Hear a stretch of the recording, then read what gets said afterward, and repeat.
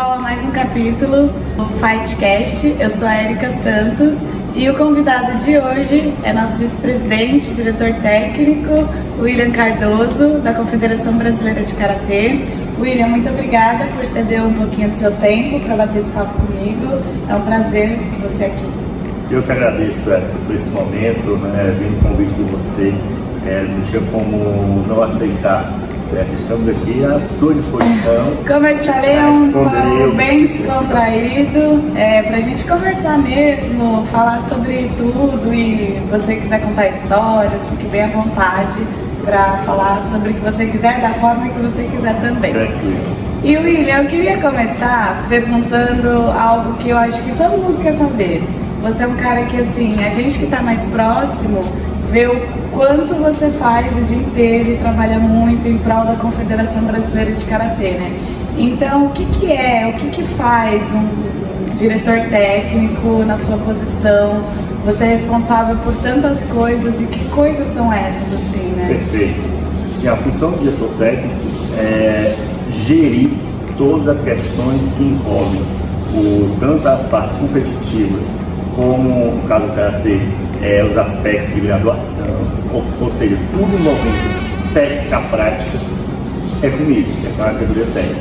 E aí aparece um leque de ações, né? Porque a gente tem que estar preocupado na massificação da modalidade, ao mesmo tempo preocupado com as competições que vão atender tanto a quem é da base quanto ao alto rendimento, preocupado também com a seleção brasileira. E dentro de todos esses aspectos, preocupado também com a representatividade entre atletas e a presidência da CBK. Eu fico bem no meio, certo? Então, quer queira ou quer não, eu tenho conhecimento do que os atletas estão precisando, o que estão almejando, mas também tenho conhecimento até onde pode a entidade chegar. Então, eu fico no meio. Então, a função de diretor técnico fica realmente entre o atleta, o técnico e a presidência da entidade. E aí a gente começa a trabalhar. E tem outro detalhe, com o Karatê nos Jogos Olímpicos, no ciclo olímpico, e o diretor técnico passou a ter a função de fazer esse canal entre a Confederação Brasileira e o Comitê Olímpico também. Ou seja, todos os anseios dos atletas, eu tenho que traduzir para que a gestão entenda e levar para o Comitê Olímpico para que eles também compreendam tudo que está precisando, o que é tão necessário.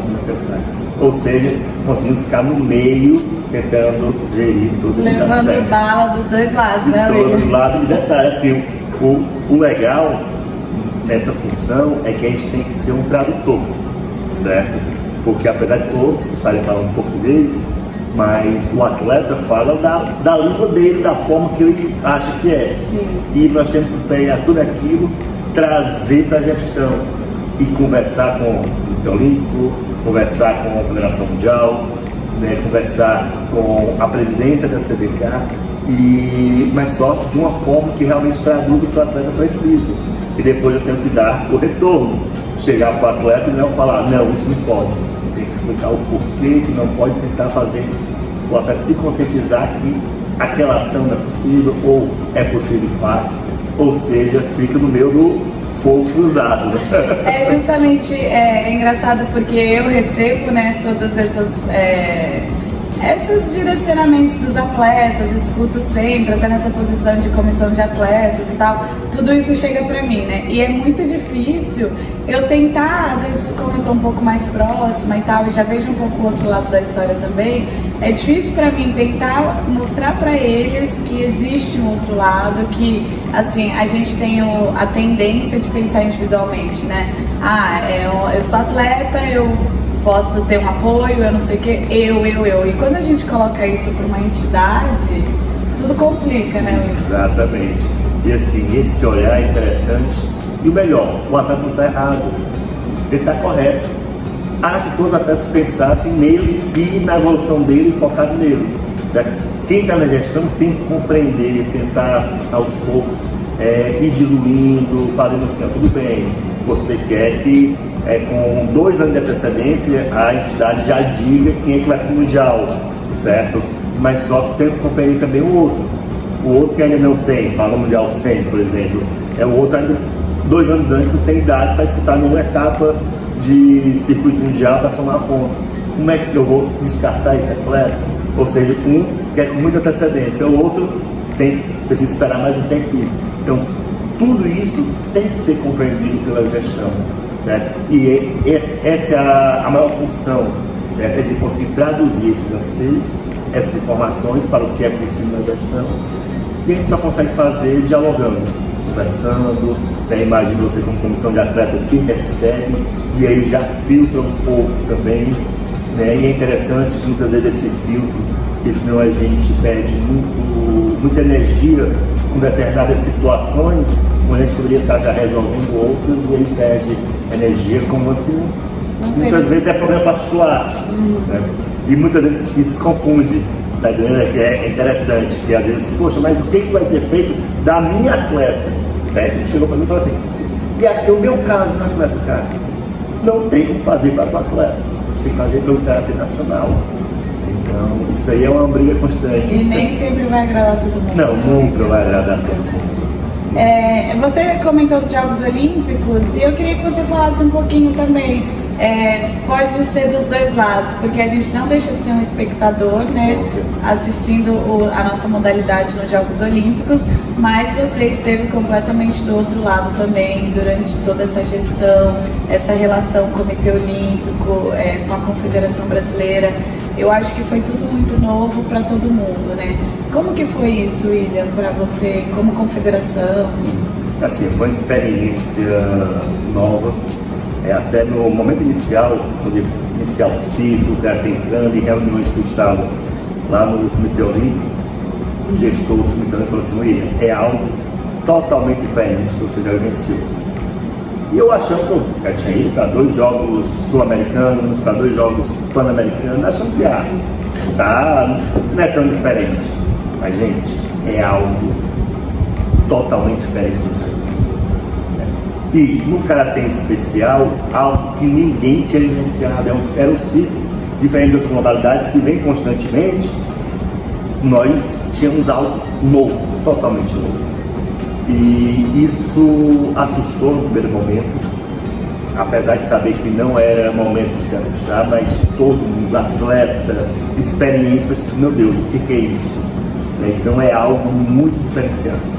E as relações passaram a acontecer de acordo com o que ia sendo realizado.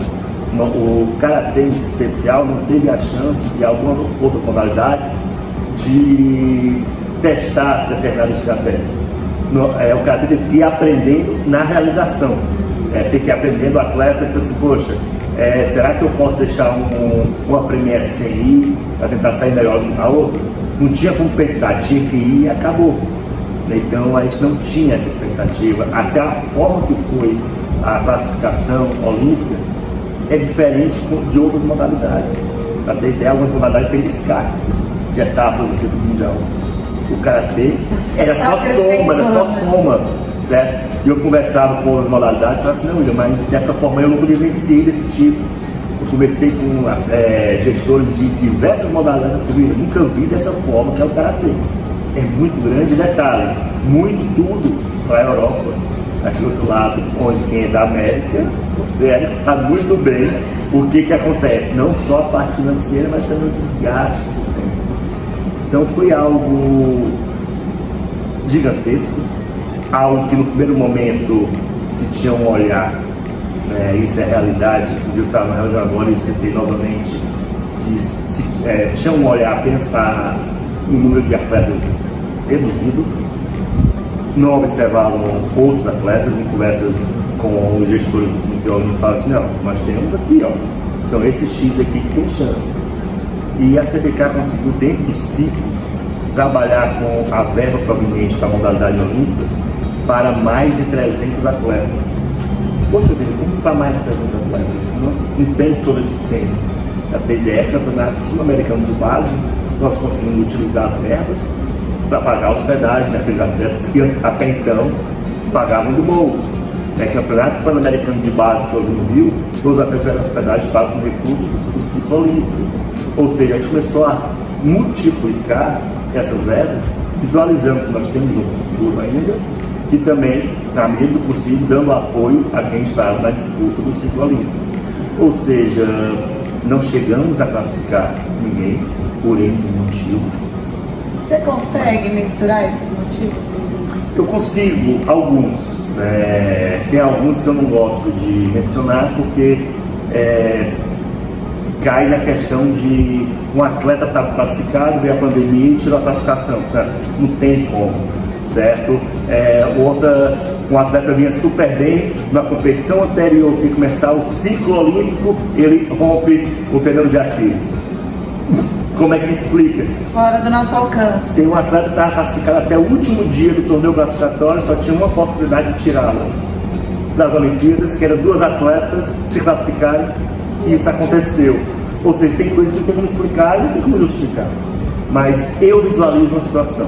Se eu tivesse que sair com o principal motivo da gente não ter ninguém nos Jogos Olímpicos, para eu, diretor técnico do William, é por não termos uma equipe forte. Esse é o meu orgulho principal. Nós tínhamos um ciclo olímpico com atletas fortes, mas não tivemos uma equipe forte. E a corrida olímpica colaborou para que a gente não tivesse isso. Cada um tinha que correr individualmente, diferente de outras potências, até pelo próprio tamanho dos países, conseguiu se lutar, mas a nossa realidade, país continental, né, e não tem como formar uma equipe forte em um ciclo. Nós precisamos de equipe forte, no mínimo 2 ciclos para chegar bem nos Jogos Olímpicos. E eu sou consciente que quando iniciamos, nós não tínhamos equipe forte. Nós estamos em um processo de ter uma equipe forte. E pode ser não, tenho certeza, que para um próximo ciclo, apesar de nós estarmos em Paris, mas esse ciclo que para a gente vai finalizar esse Thiago, nós sim teremos uma equipe forte. Quando eu falo equipe forte, é equipe que tem junto, que colabore junto com o outro, que realmente tem uma visão de equipe, que a gente chegue no campeonato pan-americano, no campeonato mundial, e não fala assim, não, na verdade esses aqui todos não tem tanta chance, as chances são só nesses 2, não. A gente precisa chegar e dizer assim, gente, todos têm condições de chegar. E só vai chegar tendo treinamento juntos, um colaborando, que você é muito boa em determinada técnica. Mas se você não está treinando só em um local, essa tua técnica não vai fazer uma outra pessoa melhorar. Eu não sou tão bom em bloquear aquela técnica que você tem. Então você vem treinar comigo, eu vou melhorar aquele bloqueio. Certo? Eu sou bom de outro técnico e eu vou. E isso vai fazer crescer. Então, por isso eu digo, equipe forte para resultado.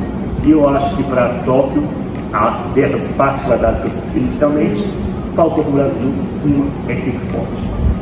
Alguns falam, investimento. Quem está no ciclo sabe que houve investimento, certo? O problema não foi investimento. Tivemos bolsos pódios, tivemos quem ia para fora com a seleção brasileira, tudo pago, passagem, hospedagem, ajuda de custo, certo? Comissão técnica. No entanto, não se faz um resultado apenas com competições, mas precisamos da preparação. E a gente teve que, como alguns falam, trocar o pneu com o carro andando. Não tem como. Antes do ciclo nós não tivemos essa oportunidade. Esse ano nós tivemos 2 camps nacionais, seleção toda junto, no CT, se preparando para a competição que ainda é no mês de outubro. Olha como as coisas começam a mudar. Isso para os Jogos Olímpicos juntava para treinar, para viajar, para competir. E quando conseguia, pelo intervalo de uma competição entre e outra, né? Creio que no ciclo todo nós tivemos apenas 2 competições, ou 2 treinamentos que nós tivemos 100% da seleção. Porque às vezes alguns estavam já em um local que não compensavam voltar. Para aproveitar, né? Então, é a história, equipe forte, precisamos de equipe forte. Você falou de 2 coisas, Williams, tanto a parte financeira que eu ia te perguntar e esse lance da equipe, né? Nesse circuito a gente teve essa grande conquista que foi o centro de treinamento, que eu acho que isso tem relação com a verba talvez que a gente recebeu, que a gente teve esse apoio, e que isso vai, eu acho que ajudar nesse sentido de equipe que você falou, né? Então como é que foi essa conquista do centro de treinamento, como que a gente conseguiu isso? Isso. O centro de treinamento, na verdade, com o passar do ciclo, a gente começou a notar a necessidade. Porque até para traçar um calendário de treinamento, a gente passou a utilizar o Maria Lenk, outros locais, mas a gente ficava sempre a mercê de uma dada disponibilidade, do ambiente que não era totalmente do karatê, um tatame que era pequeno, e isso dificultava muito E detalhe, para estar lá, o custo era muito alto também. Ele não tem alojamento. A logística, a hospedagem, a alimentação que não é tão barata.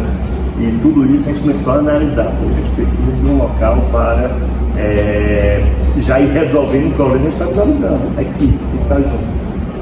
E por coincidência, aqui no estado do Ceará, na cidade de Calcaia, região metropolitana de Fortaleza, aqui já houve a Confederação Brasileira de Futsal, já foi aqui. Existe um centro de treinamento, que é esse centro que nós estamos agora. E esse centro, desde 2013, estava desativado, não tinha mais nada aqui. E um dia o ex-presidente, Luiz Carlos, passando, falou assim: mas será? Por que está desativado? Vamos visualizar. E eu vim visitar com ele. E chegamos, estava só um mato, assim, não sempre totalmente parado, abandonado. A gente foi entrar, saber quem era, aí foi conversar. Chegamos no proprietário, que não era mais a Confederação de Futsal, uma empresa tinha comprado. E a gente começou a conversar e vamos fazer alguma coisa? E aí o pessoal falou assim: não, vai estar parado. E para alugar? E eles pediram um absurdo, e que a Confederação não tinha condições. E aí a gente entrou com a proposta, depois de conversar com o Comitê Olímpico, e a gente entrou com a proposta e eles aceitaram de imediato. E automaticamente a gente fechou o contrato com eles. E o Comitê Olímpico começou a nos ajudar durante esse ano, certo? Mas só que veio uma pergunta do Comitê Olímpico, foi interessante esse ponto. Se o karatê sai do ciclo olímpico, essa parte financeira automaticamente não conseguimos dar suporte mais. E como que a confederação vai dar suporte ou vai ficar só até dezembro? E aí o ex-presidente, agora diretor financeiro da CBK, falou o seguinte: não, até dezembro nós precisamos do apoio para dar continuidade, para botar para funcionar o CT. Mas depois de dezembro, de janeiro, o CT tem que ser autossuficiente. Porque não podemos estar dependendo de nada, ele tem que ser autossuficiente. Por isso que nós vamos ter que trabalhar durante um ano para que em 2022 o CD consiga andar, se sustentar com as suas pernas, e aí sim vai trazer os benefícios para o cara que está trazendo, mas sem estar dependendo do Comitê Olímpico ou de verbas extras. Vamos atrás de patrocínio, de parceria com a prefeitura, tudo bem, mas o CT vai precisar andar. E assim estamos trabalhando, ainda estamos organizando tudo o CT, né? Mas o objetivo é que chegue em janeiro de 2022, o CT tem que estar caminhando com suas próprias pernas. E foi um sonho, né? Assim, ver vocês atletas aqui entrando, faz atletas que fazem corrida, eu me emociono quando eu chego aqui, esse cara é nosso, né? Poder terminar o treino, deitar no tatame e falar assim: estou em casa.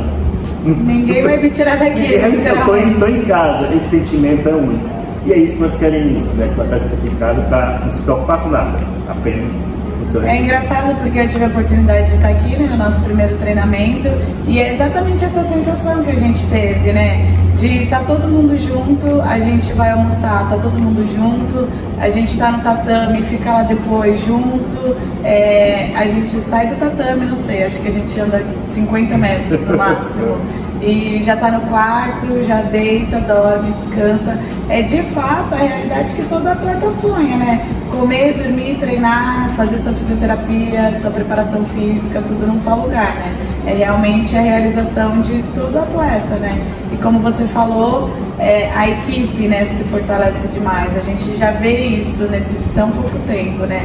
Alguns atletas que nunca acharam que iam sentar na mesa com a seleção principal, tá lá todo mundo jogando ping-pong, jogando baralho, alguma coisa e descontraindo. Mas você falou de uma coisa, né, que me despertou uma curiosidade e é uma dúvida também de muitos atletas sobre parcerias. Como que funciona, assim, uma parceria, por exemplo, a Confederação Brasileira ter uma empresa privada que patrocine ela, que tem esse interesse? Como que funciona esse trâmite? A CBK, acredito que tenha conhecimento e busque isso, né? Como que funciona isso? Isso, toda parceria, né, a CBK desenvolve muita parceria para os eventos, né, e outras parcerias também, por exemplo, nós temos a própria The Fight, que é os patrocínios com agasalhos, que antes era da Edo, que patrocinava, e a gente vai desenvolvendo as parcerias de acordo com a demanda que vai aparecendo. Existem muitas propostas que chegam para a CBK para desenvolver parceria no aspecto financeiro também. Mas a CBK ela se preocupa muito com quem vai fazer a parceria. A ideia, nós tivemos propostas já maravilhosas, mas como é que era essa prestação de contas? Como é que fazia essas parcerias? Ou seja, muitas entidades desenvolvem parcerias e não visualizam o que vai acontecer dentro da parceria. Nós temos vários exemplos de entidades esportivas que se afundaram depois daquelas parcerias, que depois foram ver. Eu vou dar um exemplo bem simples de uma determinada parceria que chegou para fazer com a gente e falou assim: ó, é o seguinte, nós vamos fazer um investimento X na entidade, mas só que você tem que comprar tudo de livre. Você tem que superfaturar isso. E aí a primeira resposta é assim: gente, desculpa, mas se a verba nós vamos tratar isso mais barato do que beneficia a entidade. Ou seja, a entidade sempre está aberta para novas parcerias, mas parcerias sérias, parcerias que realmente tragam benefício para a entidade, benefício para o atleta. E sempre aparece alguns tipos, outros a gente descarta realmente, porque a gente vê que não adianta, não é o momento, é algo que lá na frente vai ser apontado: ó, a entidade fez isso de errado e esse dinheiro que entrou, quando é que foi? Não, voltou para a mesma empresa, certo?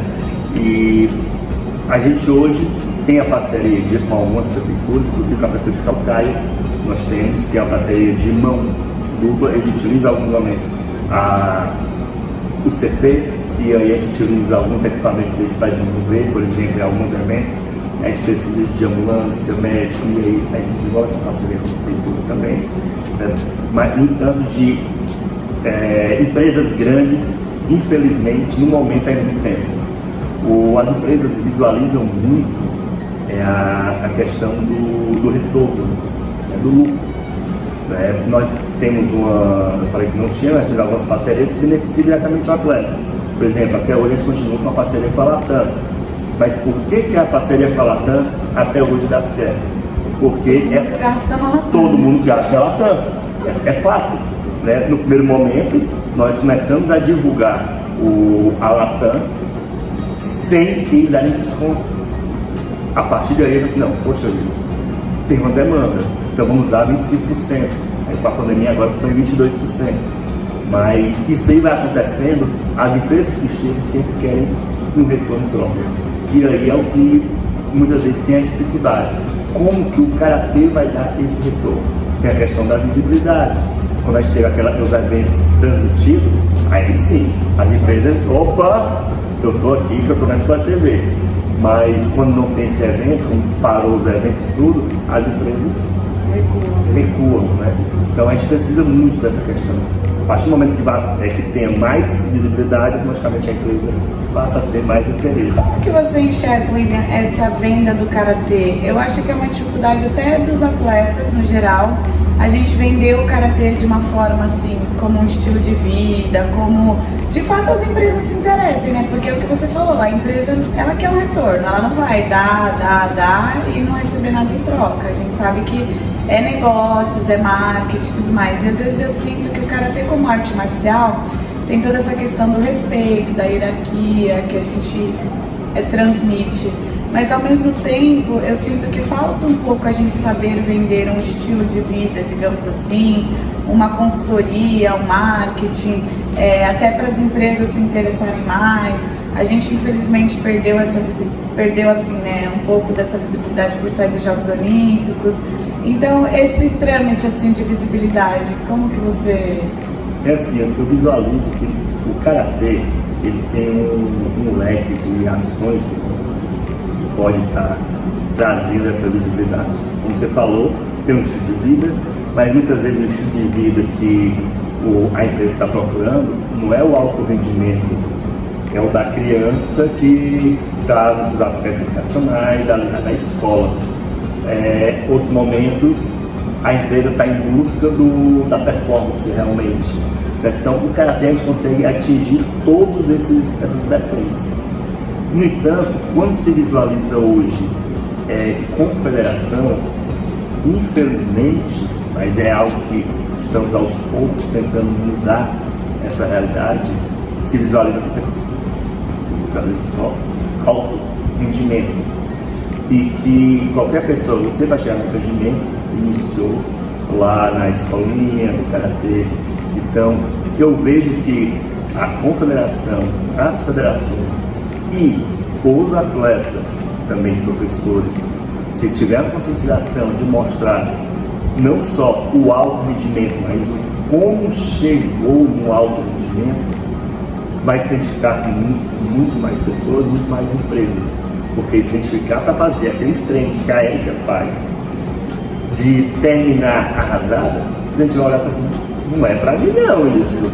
Mas mostrando a Erika treinando, o que foi que a Erika fez, como que a Erika passou até chegar ali, vai se identificar com muito mais gente naquela questão básica. Então acho que é um lado que a CBK, aos poucos, a gente está tendo, até nos congressos, ou nos financiamentos técnicos, em alguns momentos, com a base, algumas ações com eles, de mostrar o como vender, porque a gente quer vender apenas a medalha, mas o Karatê antes da competição vem toda uma formação. Então acho que na hora que a gente conseguir fechar um ciclo de formação, e aí a competição é apenas um percentual bem pequeno, eu acho que esse marketing, essa mídia passa a ser muito maior para a gente, e não focar apenas na medalha em si, até porque fora dos jogos, todo mundo quer ver medalha dos Jogos Olímpicos, certo? Então nós temos outra medalha, que a medalha quebra, desboca, perde.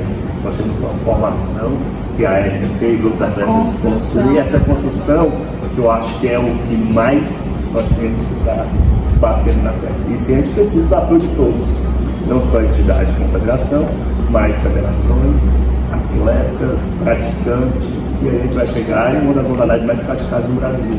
E aí sim, a empresa tem interesse. A gente pensa em Campeonato Brasileiro, a gente está pensando sub-21 sênior, 560 atletas. É um grupo pequeno. Mas quando a gente pensa em praticantes de karatê, a massificação, a gente está falando de quase 1 milhão de pessoas no país. Qual a empresa que não vai ter interesse em ter uma marca? Qual o número, só por curiosidade, William, de atletas filiados à confederação? Que também esse número vai ser pequeno, perto do número de praticantes, né? Mas só para a gente ter uma noção. Hoje, só para compreender um pouco, para o praticante, ele geralmente é filiado a uma associação. Essa associação não tem ligação direta nenhuma com a confederação. E aí já cortam uma parte das associações, quem não faz exame, quem não compete, muitas vezes não estão filiados à federação. Esse número já cai mais um pouquinho, certo? E quem se filia à confederação são os faixas pretas ou quem compete no campeonato nacional, certo? Então hoje nós giramos em torno de 20 mil pessoas filiadas diretamente à confederação, mas só que quando a gente visualiza toda essa hierarquia de chegar na federação e ir para as associações que são ligadas dentro dessa hierarquia, a gente chega a praticamente 1 milhão de praticantes. Ou seja, 1 milhão de praticantes para 20 mil filiados à entidade. Certo? Então, mais esse aspecto de marketing, né? Sim. Tipo, estou falando de 20 mil, estou falando de 1 milhão. Então, e o olhar sempre para a formação, aí com certeza vai atingir esse 1 milhão. William, a gente só fala de karatê, né? É difícil a gente fugir um pouco dessa linha de confederação, ainda mais na posição que você está, né? Surgem muitas curiosidades. E como a gente falou, pouquíssimas pessoas veem o outro lado, né? a vitrine ali da competição, do dia a dia e tal, e existe muita coisa que acontece por trás dos bastidores que ninguém vê, né? Então é difícil sair um pouco desse assunto. Mas fora ser diretor técnico, o que o William faz? Porque eu tenho certeza que não é só isso, né, William? Durmo. Ah, não, tô brincando. É assim, o William hoje, né, o que ele trabalha? Eu sou funcionário público, eu dou aula de educação concursado, né? Dou aula de educação física escolar, na escola pública, para até o 5º ano. Então, sou tio, né? Tio. E eu tenho uma academia, né? O Crateco Vezes é de minha propriedade, e nós temos 45 anos de academia, mas não sempre comigo, como tem na cidade. Muito mais jovem, com certeza. Muito mais não. Né? Começou com meu pai, e hoje eu administro a academia, e também ministro aula na academia, além de gerenciar, também ministro aula. Além dessas duas ações, eu também sou professor universitário. No entanto, que desde o ciclo olímpico, eu tive que deixar universidades particulares no estado, e eu ministro aula em diversas disciplinas, dentre elas tecnologia do ensino das lutas, e no entanto, quando começou esse ciclo olímpico, eu tive que me afastar, porque são por módulos e aí chocavam muito. Né? Na escola pública eu tinha que tirar licença para fazer os eventos, na academia colocar professores para os particulares para substituir as aulas.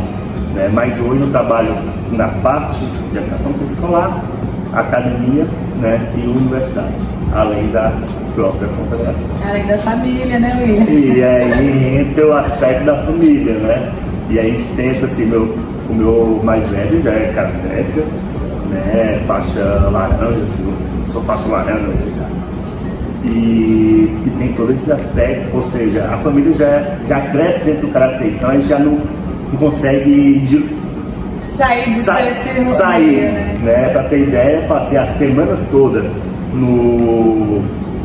na corrida do Campeonato Brasileiro, e o momento que eu estive com os meus filhos foi na hora que eu estava vindo para o último dia da equipe, como ia terminar mais cedo. Eu falei assim, eu vou levar para eles para curtir pelo menos dentro do carro. Aí eu vim da minha casa até o CT brincando com eles no carro, e na semana foi o momento que eu tive com eles. Né? E aí eles chegaram aqui, aí ficaram isolados no cantinho, no final assim, ô pai, então vou passar o dia aqui por fora do CT, o cara, mas é correndo, né? Mas tem. William, a gente estava falando outro dia justamente sobre isso, né? O que leva a gente a fazer o que a gente faz? Desde presidente de confederação, que não ganha nada para estar ali, desde árbitro, porque o atleta, não adianta, quem tem todo aquele glamour da conquista, da medalha, é o atleta, claro, né? Mas assim, ele não chegou ali sozinho, ele tem a confederação, tem todas as pessoas que correm por trás, e tem uma coisa muito forte que move isso, que as pessoas não entendem, né? No seu caso, a família, não viu o filho a semana inteira e tudo mais. E o que é isso? É amor mesmo pelo karatê? É amor pelo karatê, e de um período para cá, esse ano especialmente, eu consigo compreender melhor o que era isso, até pela situação que minha família passou, né? Da gente ter duas pessoas, dois guerreiros nossos, minha mãe e meu irmão, que faleceram, e aí eu comecei a compreender melhor, porque até muitas pessoas falaram assim, William, será que vai dar um rachado? Assim, não. Consigo compreender que a única coisa que fica nesse mundo é o que a gente faz pelo próximo. E tem uma cena que eu conto em todos os locais, que no intervalo de 40 dias eu vivenciei 2 vezes de estar no sepultamento do meu irmão, da minha mãe, na sequência, olhando a luta e olhando para onde eles iriam. Tudo que eles conquistaram, material e tudo, ficou. Mas o que eles fizeram pelos próximos, não por si próprio, pelo próximo, é o que vai ecoar, que ecoa até hoje. Certo? E eu comecei a compreender que é o amor fazer o bem ao próximo. Muitas vezes o próximo nem entende, certo? E eu, como gestor, cada vez mais, hoje eu passo a entender o porquê que eu gosto de gerir, porque porque eu gosto dos problemas. Né? Até minha esposa e alguns alunos falam assim, poxa, quando o cara chega com um problema, tu começa a rir e fala assim, isso é problema? Porque se eu tenho o poder de ajudar o próximo, é o que nós vamos tentar fazer, certo? Então, o que move a fazer, a estar como gestor, a trabalhar, a se dedicar, a deixar a família, entre aspas, de lado, em prol do próximo, não é a parte financeira, não é nada disso. É o amor de fazer algo pelo próximo. Até porque eu não vou deixar minha família de lado. Porque esse próximo, uma hora, vai fazer algo pela minha família. E isso é um ciclo.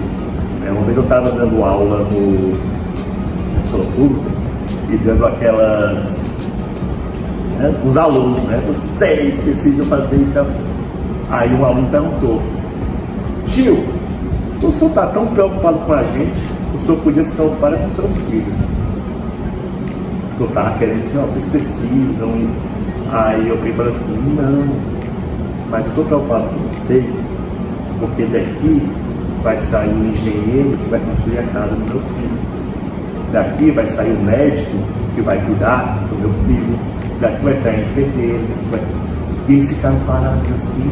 Então muita gente acha que deixa a família de lado, mas está construindo algo melhor para eles, pro próximo. Então o que move, pelo menos o que me move, é o amor pela modalidade, mas principalmente hoje eu vejo que é o amor de fazer algo bem para o próximo. É praticamente isso. Eu não sabia, tocar nesse assunto, que é um assunto delicado, que o Karatê sentiu, William? Eu nem imagino a dor que vocês sentiram e como foi enfrentar tudo isso. A pandemia foi uma coisa que chocou o mundo inteiro, ninguém estava nem perto de pensar que isso poderia acontecer.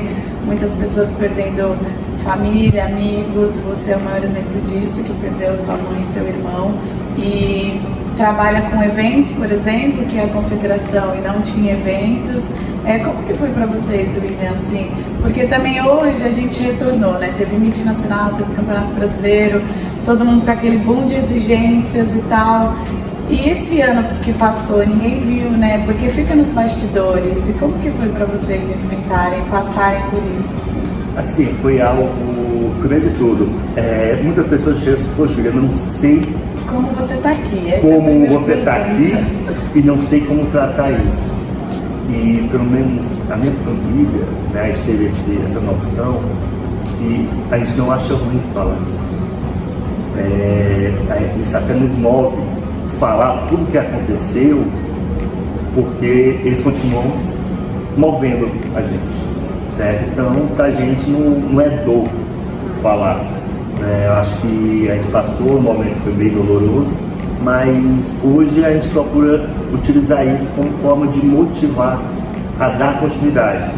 Até meu pai fala muito assim, a gente agora tem que trabalhar pelos outros dois que não estão aqui, Eles foram e deixaram agora, trabalhar dobrado. E a gente precisa fazer isso, realmente. E pra gente foi muito difícil, porque além dos dois que se foram, o mundo todo adoeceu. Então a gente já vinha sofrendo com paralisação de eventos, com a situação de gente próxima, também perdendo familiares e tudo. E aí a gente acha que nunca vai chegar na gente. Chegou. E na hora que chegou com o mais forte que a gente achava que não tinha, e aconteceu, foi com meu irmão, 40 dias depois da minha mãe. E aí foi muito difícil, no primeiro momento, lidar por conta de tentar achar uma explicação por quê. A primeira coisa é assim, meu Deus, mas por quê? A gente procura fazer só o bem ao próximo, a gente se doa, os dois se doavam de todas as formas e acontece algo. Mas na hora que a gente entende que não adianta tentar descobrir o porquê, tipo, a gente aprende, ouça-se aí, vamos lá, e garra para dar continuidade e compreender que cada vez mais a gente tem que procurar fazer o quanto antes o bem ao próximo. Porque se deixar para amanhã pode ser tarde demais, Então aí algumas pessoas falam assim, poxa, Júlia, tu às vezes vira a noite trabalhando, cara, sim, porque amanhã não sei como é que vai ser. A gente recebe e-mail, vai lá ver, 3 horas da manhã. 3 horas da manhã. Assim, não, tem que correr, porque se a gente tem que fazer o bem, soltar a alma, a informação, a gente precisa fazer isso, né? E tudo isso aconteceu e a gente tentando voltar. E aí foi doloroso, né? O primeiro momento que nós fizemos o Meet Nacional foi bem doloroso, tipo assim, cara, tem um buraquinho, tá faltando gente aqui. E a gente sentiu, muita gente sentiu, a gente sente, mas temos que continuar. E aconteceu uma cena, isso até me emocionar, porque um atleta que eu nunca esperei, até falar, eu não agradeci a ele ainda, por conta, não consegui, tipo assim, mas esse momento talvez seja interessante. Um atleta que eu nunca pensei, que não tive relacionamento assim tão próximo com ele, depois foi medalha de bronze no brasileiro, ele chegou pra mim e falou assim: William, não conversei contigo antes porque achei que não era o momento, mas agora eu queria dar meus sentimentos e tal. E eu sentado, sem entender o que ele tinha falado. Aí ele veio e falou assim: William, sabe que eu tenho esse kimono aqui? Esse kimono foi o último que eu dei, que era uma transmissão, que eu estava nas finais, fui lutar, e aí a sua mãe tinha me dado o símbolo das costas. E aí eu fiquei assim, esperando, e ela falou assim: ah, meu filho, deixa eu falar pra você. Aí pegou meu kimono e costurou. Ela costurou. E quando aconteceu, era uma forma de fazer uma homenagem para eles, os dois. Era eu lutar com o kimono que ela costurou. E quando eu olhei, eu pensei: olha, assim, de quem você nem imagina, você até de patrata Alisson, sobrinho, de que é de Brasília, mas eu estou em Santa Catarina. E aí eu fiquei naquela de abraço dele, agradeci e saí. Eu saí, caramba, aquilo ficou, fui dormir. Aí eu pensei: cara, será que sou eu que estou muito sentimental? Não, eu pensei, né? Será que eu sou muito sentimental? No dia seguinte era a equipe. E ele estava sentado. Aí eu passei a mensagem para todos da família que estavam trabalhando aqui, todos. Meu pai, a minha esposa, a Laila, do Enio. Chamei também o presidente, né, o Hermes, é o meu irmão, o Júnior. Todo mundo falando assim: deixa eu contar uma coisa para você. Aí contei essa história e ele estava lá aquecendo o kimono. Quando eu olhei, todo mundo chora. Olha, não sou eu que estou, certo? Mas, apesar de dizer: ah, William, foi ele, não. Eu senti, tipo assim, cara, a lembrança, você falou, o que ela deixou, o que ela plantou ali. Exato, né? Então, a gente acha, nunca imaginar. Um aluno meu me falar, eu sei, mas uma pessoa então, outras pessoas também já vão conversar, mas eu estou dando exemplo dele, porque foi algo assim bem nas costas. Ele lutou, não sabia de nada, depois de tudo que ele veio. Talvez se ele tivesse falado antes, ele tinha sido campeão. Tô brincando. Mas, assim, foi algo que nos pegou. E esse é o sentimento. A sua pergunta foi: como é que foi? Foi assim, certo? A gente se sente fortalecido cada vez mais e vontade de trabalhar. E eles, quanto mais trabalham, menos vão ser esquecidos. Com certeza. São duas pessoas incríveis que deixaram a gente, atleta, com certeza era mais próximo do Enio, né? Que estava sempre sorrindo, brincando, tirando sarro e, assim, um dos melhores hábitos que a gente teve no Brasil. E a sua mãe, aqui a gente conseguiu chegar mais próximo a ela aqui no CT, né? E é justamente esse cuidado de mãe que ela tinha, de se preocupar num pregador pra gente pendurar roupa, se tinha um sabãozinho ali sobrando, ela se preocupava com esses mínimos detalhes, né? Um carinho de mãe mesmo. Então, o que você falou é o que ela faz pro próximo. A gente tem essa lembrança de cuidado dela, né? Exato. Então, eu acho que realmente é isso que faz sentido, né? Não, coisa engraçada do Enio, quando se fala do Enio, todo mundo começa falando triste. E sempre termina rindo das palhaçadas dele. Não tem como, né? E quando eu falo da mãe, é sempre a mesma história. Poxa, ela queria ser mãe de todo mundo, né? Então, isso aí que ficou, né? Ele sempre nos move diariamente, todo dia, e eu ainda choro, todo dia choro pelos dois, né? Mas não é isso que tem que ficar, não é o choro é a saudade, tem que ficar o principal. A gente não sabia, eu encontrei com a Laila a primeira vez no refeitório, eu não sabia como falar com ela, se eu dava um abraço nela, se eu dava... E aí ela fez uma piada do Enio, aí quebrou todo o gelo, a gente conversou e foi super legal, assim. Eu vi, assim, a força que ela tava pra lidar com tudo isso, né? E sem esquecer o legado que ele deixou de ser uma pessoa muito divertida, que alegrava qualquer ambiente, né? Então isso foi muito legal.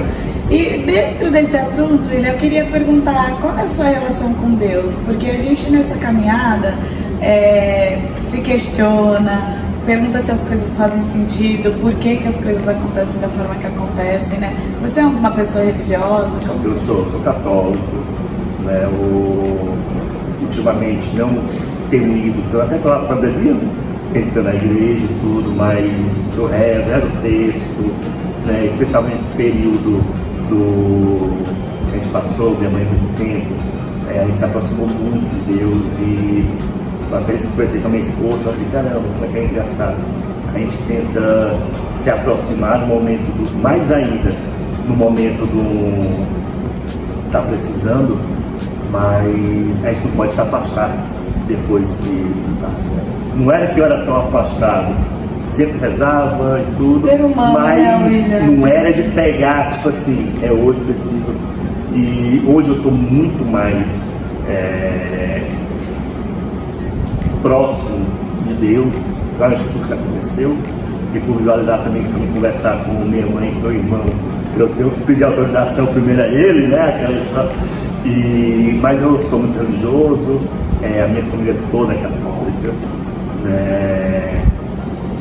Fiz Eucaristia, fiz tudo casado religioso, ou seja, eu sou muito próximo de Deus, só que eu tenho um detalhezinho comigo. Eu sempre falo, né, também assim, Deus existe, Deus está em todos os lugares, mas a gente não pode esperar por Deus fazer essa parte. Então não é o Deus que vai me tirar de um sufoco, eu tenho que sair e Ele vai dar os caminhos. Então, todo momento, quando vocês vão lutar, vocês não têm ideia, né? Eu nunca expressei isso, mas toda competição, se o americano para mim eu converso antes, um dia, me acordo e vou rezar, rezo com todo mundo. Você, puxa, mas por que tu chega lá e... Eu não sou de fazer propaganda. A hora só chega, né? Eu não sou de fazer propaganda, né? Infelizmente, nas competições eu sofro mais do que outro, porque assim, se a gente leva uma delegação com 10, volta 2 com medalha, eu acho que eu sofro mais pelos 8 que perderam, né? E aí eu vou lá e rezo pelos 8, mas eu sou muito assim, mas eu não sou de estar mostrando para por que assim, não, eu fico para mim, eu sou muito guardado. Teve dia da competição, nos primeiros dias, eu vim com um texto por baixo da minha boca, no pescoço. Minha esposa sabe, né? E disse, cara, eu vou pra qualquer coisa. Se eu sentir alguma coisa, eu tô ali, força. Eu sei que é simbólico, mas... É uma forma da gente... segurar. Mas eu sou muito religioso, converso praticamente todo dia com Deus, pedindo pra refletir. Muitas vezes eu brigo com a Érica, daqui a pouco eu conversar assim, poxa, não tem que a Érica. Parece que a gente chega e fala assim, calma, relaxa. Aí no outro dia eu chego e falo assim, olá, tudo bom? Ou seja, aí ele que chega e fala assim, ó, entendi, só tem você, um atleta faz uma bobeira, dá vontade de dar. Aí ele chega pra ele e fala assim, calma, se você tá aí, você tem que ajudar ele. Então, eu sinto muito momento que Deus fala assim, cara, se acalma que você vai ter que ajudar o outro. No final ele dá sentido a todas essas coisas que a gente acha que não tem sentido, né, William? Eu sou muito Ai, que legal. William, e como que é essa relação sua com os atletas? De ter que, um fez uma cagada ali, tem que chamar atenção, o outro não tem, esse por trás também que a gente... Maria, é difícil, viu? Eu estava assistindo um filme com a pessoa, o artista chegava em um local para saber se o nome combinava com a chamada. E aí esse artista, vou citar o nome do filme, e aí ela saía da sala, chegava no local e gritava bem alto o nome que a filha queria dar para o filho. A filha dela queria dar para a neta dela. Aí o outro falou assim, não, esse nome não combina com ela, porque o seu nome... nem precisa falar o nome do filme, né? Pronto, seu nome Marcelina, quando eu falo Marcelina, o ódio vai todo embora. No nome, o ódio vai embora. E é mais ou menos o que eu disse, poxa, aconteceu aquilo ali. Antes de ir, eu procuro sair, tipo, peraí, tô com raiva, então deixa eu descarregar a raiva pra mim. Porque o atleta, se ele fez, talvez não tenha noção do que fez.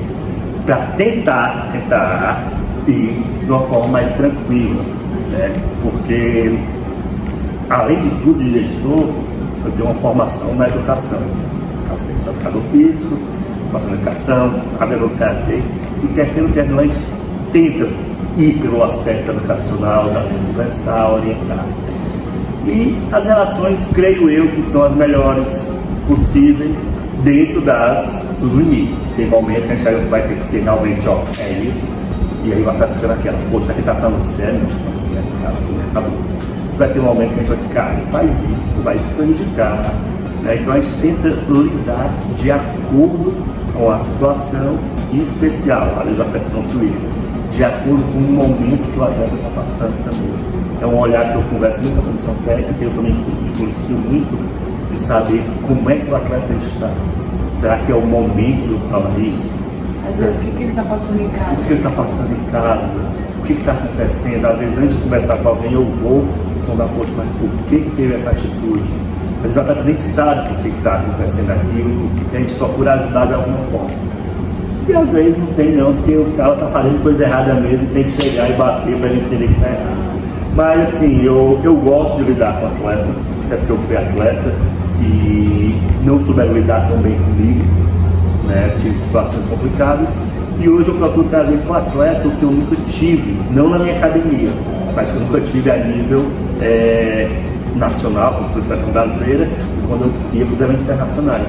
Eu procuro ser um gestor, mas compreendendo o que ele precisa realmente, para que nunca ninguém passe o que eu já passei e o que eu já vi alguns atletas passando sem necessidade. Não estou dizendo que seria um rendimento, mas antes de ser atleta, é um ser humano que está ali, então merece todo o respeito. William, a gente hoje, algumas pessoas às vezes a gente ouve assim, né? Hoje a gente não pode falar dessa maneira, hoje é mimimi e tal. É muito difícil lidar com isso, porque assim, não é que a gente não pode falar hoje, é que nunca pode, mas hoje chega, todo mundo vê, todo mundo tem um celular na mão toda hora, e isso, alguém começou falando que isso machuca, e aí todo mundo hoje sabe que machuca, né? E você como gestor, até mesmo os atletas, a gente convive com N pessoas, de locais diferentes, de classes sociais diferentes, de educação diferente. Então, desde um tratamento de um técnico com um atleta, às vezes feminino, que ele não entende que aquilo talvez seja um insulto, ou com um atleta preto, que ele não sabe que aquilo não é legal ele falar. Existe um trabalho, eu como atleta sei que hoje a confederação, né, mas eu queria que você falasse sobre esse trabalho em relação a tudo isso, assim, desde abuso, psicológico, que na arte marcial eu acho que isso se a gente for puxar lá atrás, né, isso sempre foi muito inserido. O aluno da arte marcial, a gente aprendeu a falar osso, se a gente concordava ou não, era osso que a gente respondia, né? Então eu sinto que a arte marcial tem um pouco disso inserido nela, né? E como que a confederação lida com tudo isso hoje? Isso, hoje a gente tem o programa de combate ao assédio, ao abuso dentro do esporte. É algo que veio motivado pelo próprio ciclo olímpico. O Comitê Olímpico iniciou um processo onde nós solicitamos que todos os atletas fizessem um curso que era online, que ainda é online, e começou a ter esse olhar. No entanto, esse olhar, desde 2013, eu já venho aos poucos observando, e não como uma forma de programa, mas como uma forma de atitudes, tentando quebrar essas barreiras que tem. Por exemplo, algumas pessoas não entendem dessa forma, mas uma das formas de combater qualquer tipo de preconceito, qualquer tipo de abuso, é ter critérios. Então, em 2013, não visualizando o combate a todo o abuso, né, ao assédio, tudo isso. Mas a primeira coisa que eu vi é assim, peraí, para entrar na seleção brasileira, o que eu faço? Eu tenho que agradar o técnico ou eu tenho um critério para entrar? E aí começamos a trabalhar com forma de regulamento. Eu acho que isso já começou a ajudar a compreender um pouco, peraí, eu tenho que seguir aqui e não ter que fazer algo por quadro. Por que eu citei essa questão de regulamento? Eu estava, isso aconteceu comigo, você falou que ia contar a história, eu vou contar. Claro, por favor. Eu estava, em 2009, eu fui convocado para a seleção brasileira de base. E eu estava em determinada competição internacional e eu vi uns técnicos da categoria acima, sênior, falando com um atleta, na hora que o atleta virou, ele deu um tapa na bunda do atleta. Pelo olhar do atleta, eu notei que ela não gostou, mas a atleta olhou e saiu. E o cara ficou rindo. E era a minha primeira competição internacional do técnico. E eu sentado, aquele também foi um absurdo. E eu fiquei assim, no morro, tipo, olhando, tipo, eu fiquei sem compreender o que estava acontecendo, né? Mas depois comecei a compreender de outras formas. Então, se ela fala, ela estava fora de uma equipe. Se ela fala, ela não era convocada para um próximo evento. Então, para que eu vou bater? E quando em 2013 eu assumi como diretor técnico, assim, isso eu não quero que aconteça. Pode acontecer de outras formas, mas dessa forma não pode acontecer. E começamos a criar critérios definidos que o atleta vai em busca da classificação dele e não fica dependendo de escolha, fica dependendo de agradar, eu vou falar agradar, até na forma de treinar. Se eu não gosto da forma que a Érica luta, ela não faz na minha seleção. Mas não importa a forma que a Érica luta. A Érica luta ruim, eu não gosto, ela só faz isso.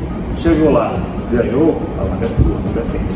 Então, dentro disso, no meu ponto de vista, já começou a ter um direcionamento para os atletas terem uma tranquilidade com as vagas em seleção brasileira.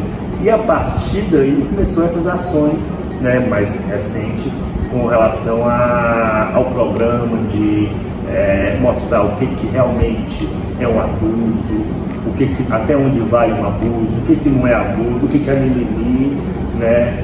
Então esse aspecto que a CBK hoje trabalha chegou, mas já chegou com algo já que vinha encaminhado. Uma seleção que sabe o critério, mas que hoje a Érica ou qualquer outro atleta não precisa se submeter a qualquer tipo de abuso para permanecer dentro de uma seleção brasileira. Não precisa uma seleção estadual ser feita de uma forma para ter chance de ir para o Campeonato Brasileiro. Então, mas só que é o mercado. É um trabalho constante, porque o osso e sensei ainda existe na nossa modalidade. Sim, com certeza. E é algo assim inserido que hoje a gente tem muitos professores ainda muito mais velhos e tal.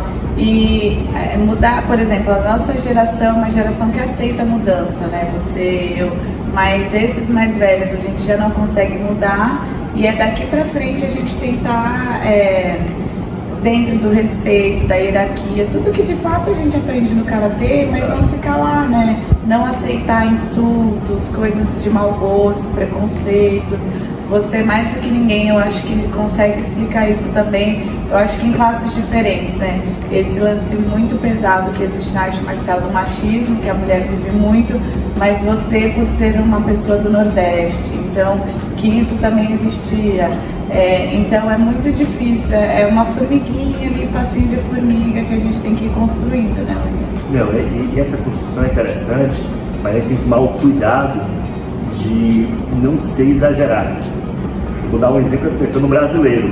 O atleta vai até rir que tem um determinado momento que eu estava passando a competição por aqui e eu vi o atleta, né? O atleta que eu brinco com ele, converso bastante, até falar o nome é o Hernani. Ele estava sentado, o Hernani, e ele estava concentrado na equipe. Aí eu passei e ele ia tocar assim mesmo, pessoas normal, pode passar, toca. E eu toquei, e bem na hora que eu tocar, ele virou o rosto e eu bati a mão assim no rosto dele. E ele arregalou os olhos. E eu passei. E isso ficou martelando na minha cabeça por 2 dias, sabe que ele achou que eu dei um tapa na cara dele. E aquilo ficou na minha cabeça, caramba. Aí eu contei ele no refeitório. Quando eu ouvi, eu chamei, cara, vem aqui. Aquele dia que eu passei, aí não, ele vai bater foi nas minhas costas. Eu não, bateu. Ou seja, a minha atitude já fica aquela história, caramba, será que ele vai pensar, interpretar? E ele falou assim, não, eu tô batendo nas minhas costas, não foi no meu rosto, tá? Ele você não sentiu que eu bati no olho, né? Que bateu. Então, às vezes, também acaba nos deixando para não cometer nenhum tipo de assédio, abuso ou machucar o próximo, a gente fica meio... Não sabe mais essa brincadeira, até essa onde vai, né? Então, por isso que tudo em excesso, às vezes, é perigoso. A gente tem que ter o cuidado, mas não para passar. Eu passei 2 dias pensando, cara, eu tenho que falar com ele. Será que ele pensou que foi isso? Será que ele pensou que foi isso? Aí depois eu, caramba, ele acha que eu bati nas costas, então não foi nada demais. E aquilo ia me maltratando, né? Porque eu já estava invertendo, né? Antigamente o outro sofria, agora você faz e fica. Será que eu falei demais? Eu acho que o legal é justamente despertar isso, assim, né? Você é um cara que tem essa liberdade, brinca com a gente, tá sempre bem presente. E você sabe, quando desperta esse, poxa, será que eu ia fazer alguma coisa que vai machucar ele? Eu acho que isso é o interessante, né? Aí eu paro e penso, talvez se eu fizer esse comentário não vai ser legal. E sem perder a brincadeira do dia a dia, da risada, porque senão, né, Will? Acaba, não tem graça, né? Muita gente fala assim, rapaz, o bom, alguns atos, fala assim, aí eu sei da responsabilidade que a gente está no braço dele, mas estava sentindo falta dessas risadas, que os atos estavam no refeitório, dessa risada. Eu pensei, para os atletas, da brincadeira, do dia a dia, isso que nos motiva a estar aqui, estar junto, e brincar com um chutar a cabeça do outro e tirar a onda, então isso. Mas só que a gente tem que ter essa empatia, né, de saber, peraí, até onde eu posso ir para brincar com aquele ato dele. Eu acho que é um equilíbrio, né? Ele pode exagerar. Eu sei que eu exagerei pensando que poderia ter machucado, mas senão a gente não vive mais. Né? A gente vai rir dos outros, né? Faz parte, né, William? Exato. Não é outro problema para resolver.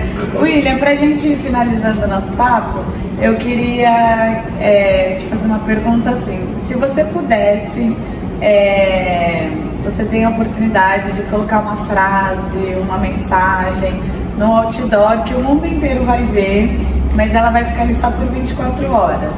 E aí as pessoas vão ler em todas as línguas e aí depois de 24 horas ela vai apagar. Que mensagem você deixaria? Deus nos ama. Simples, né, William?